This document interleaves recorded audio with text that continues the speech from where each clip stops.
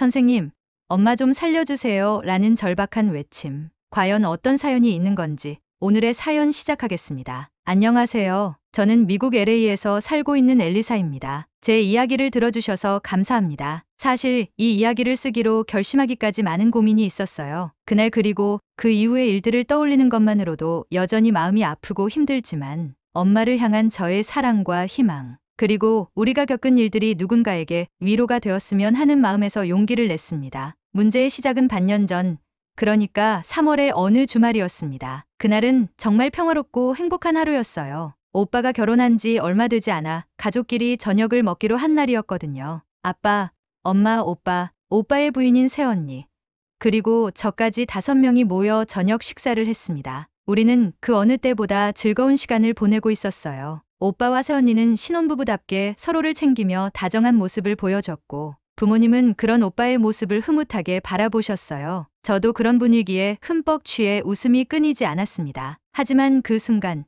엄마의 안색이 갑자기 창백해지기 시작했어요. 처음엔 체한 건가 싶었죠. 엄마는 평소에도 소화가 잘 안 되는 편이셨으니까요. 그런데 시간이 지나면서 엄마는 가슴을 움켜쥐고 숨을 제대로 쉬지 못하는 모습을 보였습니다. 모두가 당황해서 어쩔 줄 몰랐어요. 엄마는 점점 말도 제대로 하지 못하고 결국 쓰러지셨습니다. 저는 911에 전화를 걸어 구급차를 불렀습니다. 하지만 주말이어서였을까요? 구급차가 오기까지 시간이 너무 오래 걸렸어요. 몇 분이 몇 시간처럼 느껴질 정도로 긴박했죠. 엄마는 계속 고통스러워하셨고 저희는 아무것도 할 수 없어서 발만 동동 구르고 있었습니다. 겨우 구급차가 도착해 병원으로 향했지만 병원의 대응 역시 느렸습니다. 주말이라 의사와 간호사들의 손길이 부족한 듯 보였어요. 그저 기다릴 수밖에 없는 상황이 너무나 답답했습니다. 병원에서 심전도 검사, CT 촬영 등 몇 가지 검사를 진행한 뒤 담당 의사가 우리 가족에게 결과를 설명해 주었어요. 의사의 말에 따르면 엄마는 심장을 둘러싼 관상동맥이 좁아지는 초기 증상을 보이고 있다고 했습니다. 즉각적인 수술이 필요하지는 않지만 약물 치료로 혈전을 녹이고 상태를 더 지켜봐야 한다는 것이었죠. 처음엔 다행이라는 생각이 들었습니다. 큰일은 아니구나 하고 안도했어요. 하지만 안도의 한숨도 잠시 또 다른 걱정이 몰려왔습니다. 바로 병원비 문제였습니다. 구급차 이송비, 응급실 비용, 입원비, 검사 비용까지 합치니 약 3,000달러로 한국 돈 약 440만 원 정도가 나왔어요. 다행히도 가족보험이 있어서 이 정도로 줄일 수 있었지만 그럼에도 여전히 큰 돈이었습니다. 만약 보험이 없었다면 어떻게 감당했을까 하는 생각에 가슴이 철렁했어요. 이 돈을 내는 것도 버겁지만 엄마의 치료는 이제 막 시작된 것뿐이라는 점이 더 큰 부담으로 다가왔습니다. 그렇게 엄마는 3일간 병원에 입원하셨습니다. 입원 기간 동안 우리는 병실을 오가며 엄마를 돌보고 의사와 상담을 하며 치료 방향을 결정했어요. 엄마는 의외로 침착한 모습이셨습니다. 오히려 저희를 안심시키려고 하셨죠. 별거 아니야. 약 먹고 잘 관리하면 괜찮아질 거야. 하지만 그런 엄마의 말에도 저는 마음이 놓이지 않았습니다. 건강한 모습만 보이시던 엄마가 병원 침대에 누워 계시는 모습을 보니 가슴이 찢어질 듯 아팠어요. 엄마의 건강이 안정되자 저는 9월에 계획했던 한국 여행을 취소하자고 부모님께 말씀드렸습니다. 엄마는 오래전부터 한국 여행을 고대하셨고 저희 가족은 이미 항공권과 숙소까지 예약한 상태였어요. 하지만 저는 엄마가 회복에 전념하셨으면 좋겠다고 생각했죠. 엄마, 여행은 다음으로 미루자. 지금은 건강이 우선이잖아. 그러나 엄마는 단호히 말씀하셨습니다. 괜찮아질 거야. 운동도 하고 건강한 식단으로 잘 먹을 테니 걱정하지 마라. 한국은 꼭 가고 싶어. 엄마의 강한 의지에 저는 할 말을 잃었습니다. 엄마가 얼마나 한국 여행을 고대하셨는지 알기에 저도 더 이상 반대할 수가 없었어요. 대신 엄마가 말씀하신 대로 건강관리를 철저히 하실 것을 약속받고 나서야 여행 계획을 유지하기로 했습니다. 그 후로 몇 달 동안 엄마는 정말 열심히 운동을 하셨고 식단에도 신경을 쓰셨습니다. 매일 걷기 운동을 하고 채소와 단백질이 풍부한 음식을 드시며 건강을 회복하려고 노력하셨어요. 그 모습을 보면서 저도 다시 희망을 가지게 되었습니다. 엄마의 얼굴에 다시 생기가 도는 것을 보니 정말 다행이라는 생각이 들었죠. 시간은 참 빠르게 흘렀습니다. 엄마가 건강을 회복하시고 우리가 오랫동안 고대하던 한국 여행을 떠나는 날이 다가왔습니다. 아빠, 엄마, 그리고 저는 설레는 마음으로 공항으로 향했어요. 오랜만에 떠나는 가족 여행이라 더 기대가 컸습니다. 엄마는 짐을 꾸리면서도 여행 내내 얼마나 많은 것을 보고 느끼실지 설레는 표정을 감추지 못하셨어요. 아빠 역시 평소와 달리 자주 웃으셨고 저도 부모님과 함께하는 특별한 시간에 대한 기대감으로 가슴이 뛰었습니다. 비행기에 탑승하면서 엄마는 한국에 대한 이야기를 계속하셨습니다. 한국에 가면 꼭 전통 궁궐도 보고 요즘 유행하는 장소도 다녀보자. 맛있는 음식도 잔뜩 먹고 싶다. 엄마의 웃음소리를 들으니 저도 덩달아 기분이 좋아졌습니다. 비행기는 몇 시간이 지나 한국의 인천공항에 도착했습니다. 인천공항에 내리는 순간 우리는 한국이 왜 첨단 기술의 나라라는 말을 듣는지 단번에 알 수 있었어요. 공항은 규모부터 압도적이었고 깨끗함과 세련된 시설들이 눈길을 사로잡았습니다. 자동화된 안내 로봇과 첨단 기술이 곳곳에 배치되어 있어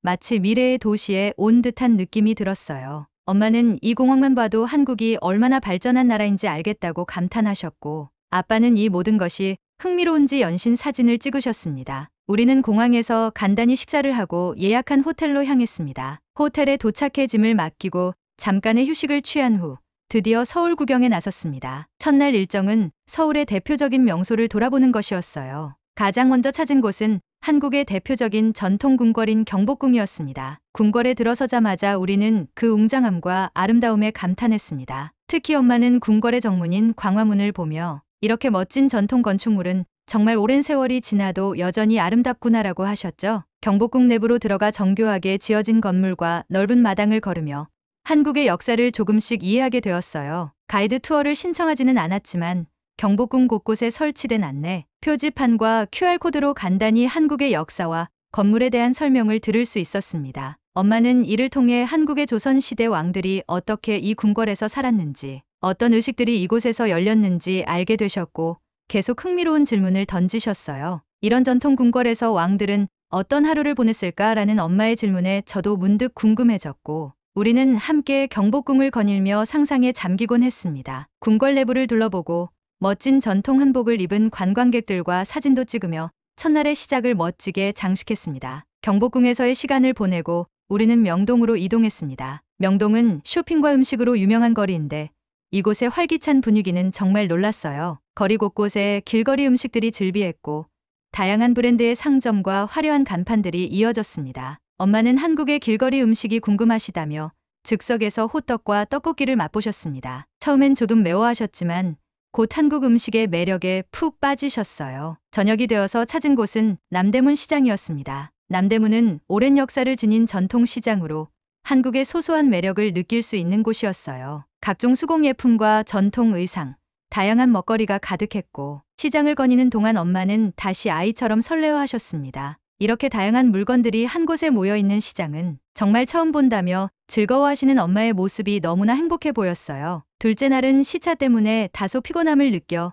오전 시간은 호텔에서 쉬기로 했습니다. 천천히 하루를 시작하면서 우리는 늦은 오후에 남산으로 향했습니다. 서울 한복판에 이런 아름다운 산이 있다는 것이 신기했고 산을 올라가면서 보이는 서울의 전경은 정말 압도적이었어요. 케이블카를 타고 남산 정상에 도착하니 서울의 야경이 한눈에 들어왔습니다. 빌딩들의 불빛이 하나둘 켜지면서 서울은 마치 보석처럼 반짝이기 시작했어요. 엄마는 이렇게 멋진 도시에서 이런 경치를 볼 수 있다니 한국 사람들은 정말 행운인 것 같다며 감탄하셨습니다. 우리는 남산에서 가족사진도 찍고 N서울타워 전망대에도 올라갔습니다. 전망대에서 내려다보는 서울의 모습은 잊을 수 없는 풍경이었고 이 순간은 이번 여행에서 가장 특별한 기억 중 하나로 남았습니다. 셋째 날은 요즘 한국에서 가장 유행한다는 성수동을 방문하기로 했습니다. 성수동은 낡은 공장과 트렌디한 카페, 팝업 스토어들이 공존하는 독특한 동네로 한국의 과거와 현재를 동시에 느낄 수 있는 곳이었어요. 골목길을 걸으면서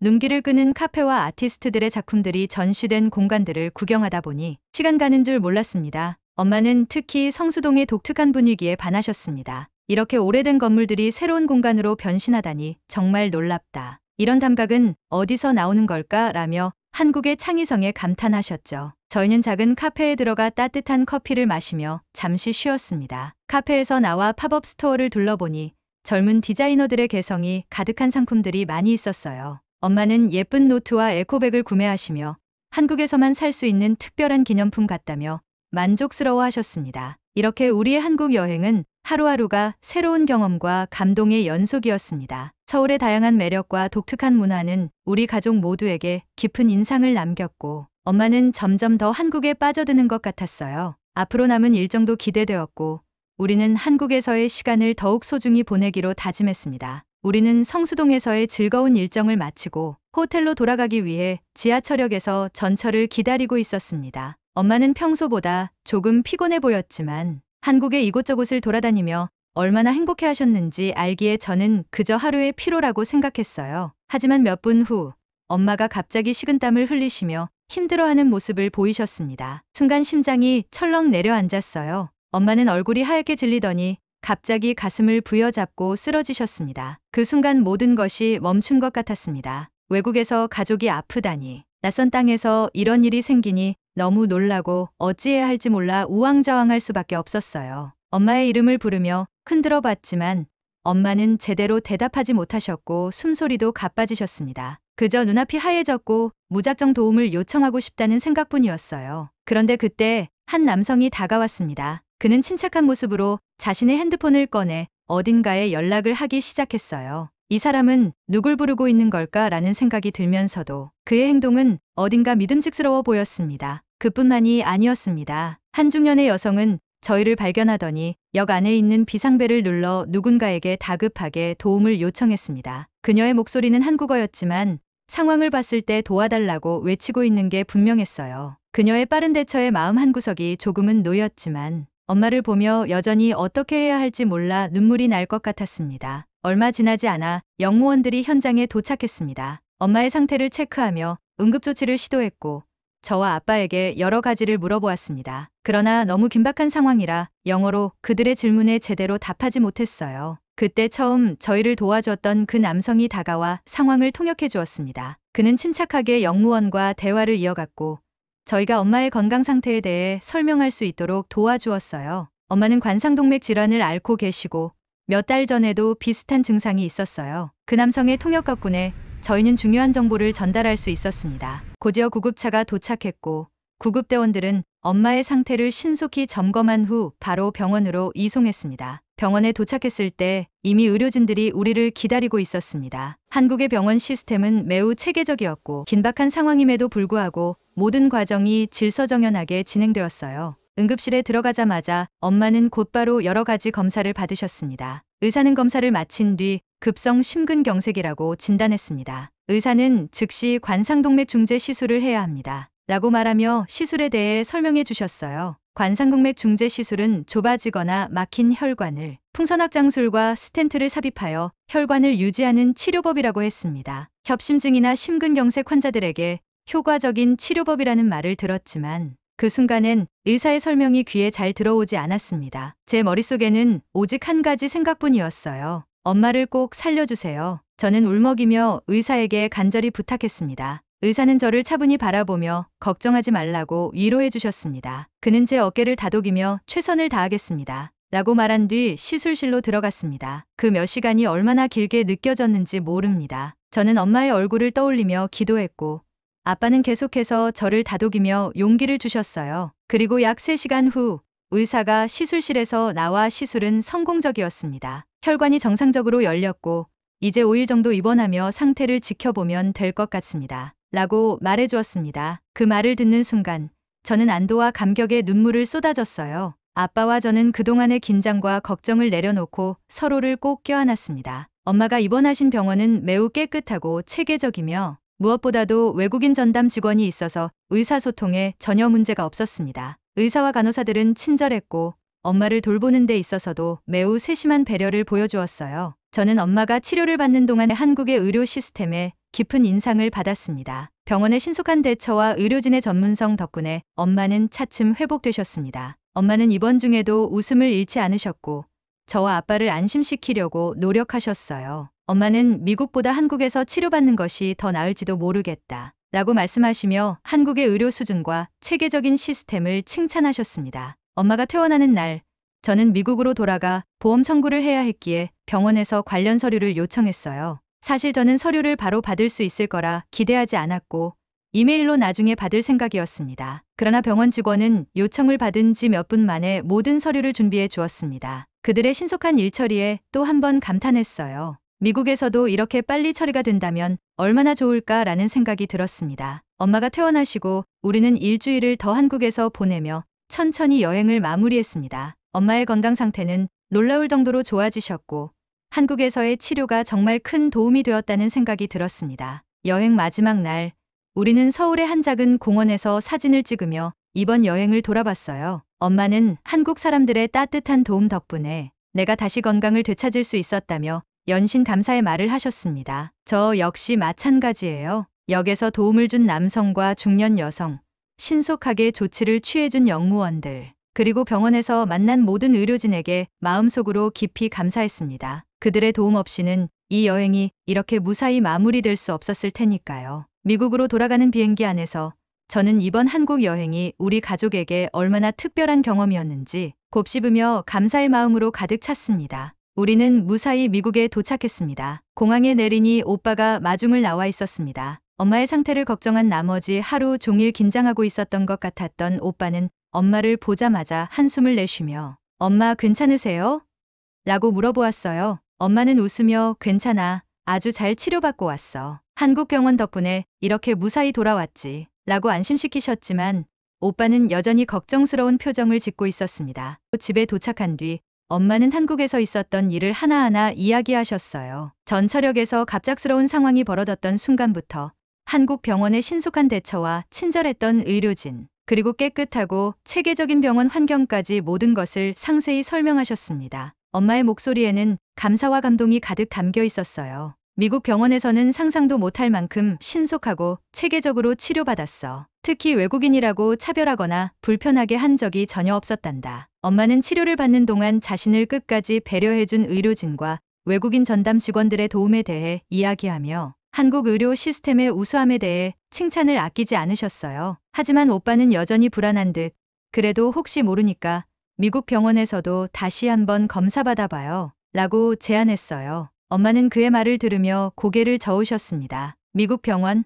거긴 가는 데만도 시간 걸리고 검사를 받으려면 예약하고 기다리느라 며칠은 걸릴 텐데 한국에선 도착하자마자 바로 검사를 받고 시술까지 했어. 정말 고맙고 만족스러웠단다. 엄마는 다시 한번 한국 병원에서의 경험이 얼마나 특별했는지 말씀하셨어요. 옆에 있던 아빠도 고개를 끄덕이며 엄마의 말에 동의했습니다.